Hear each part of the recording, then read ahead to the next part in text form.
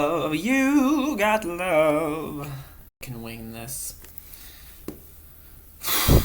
So the book I'll be reviewing for you today is Final Witness by Simon Tolkien, and this was originally published in 2002. Now, I discovered Simon Tolkien when I went to the USO, and it was just on one of the free bookshelves, and I just fell in love with his writing, and so I wanted to seek out other works of his, so I wanted to start at the first one, and I researched it, and this was the only book at a used bookstore of all of his that I found. And so I was really happy because it was the one that I wanted. And I was nervous that his first book wasn't going to be as good as his second, because sometimes I guess that can be, it's like, you improve as you go on.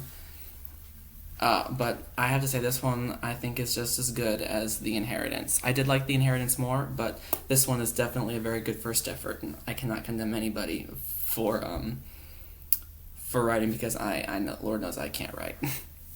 So this book revolves around a single court case, and it involves the murder of a mother, and the son of this mother has accused his father's new wife of conspiring to kill his mother.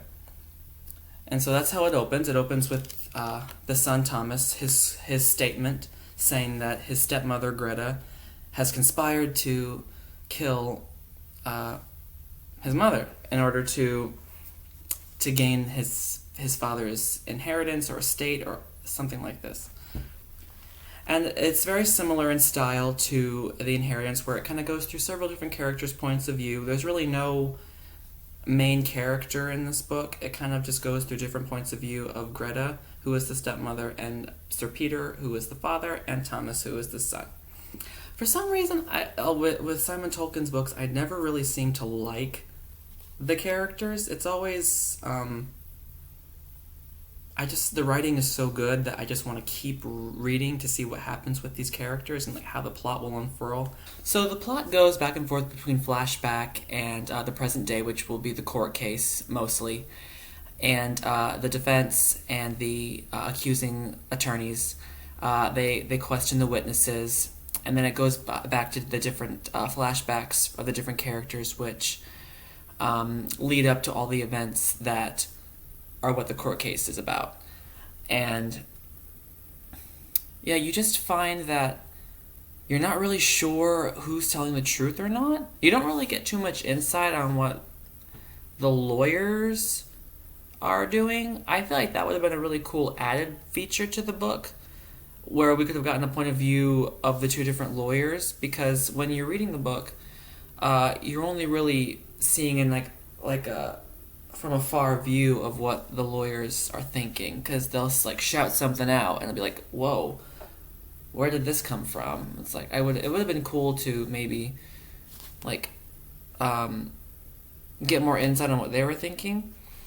But you're never really the whole mystery of the book is that you're not sure who's telling the truth or not. Like, you're not sure if Greta is lying or if Thomas is lying, because anybody can lie and twist the truth to get the other person in trouble. And it was just a really, really great, really great, well written, very well detailed book that just holds you up in suspense for the entirety of the book. You're just never sure who is the culprit and who is the one telling the truth. And it was really, really great how everything came together. So if you really like courtroom murder mystery books or really good characterization, I definitely recommend Simon Tolkien's Final Witness.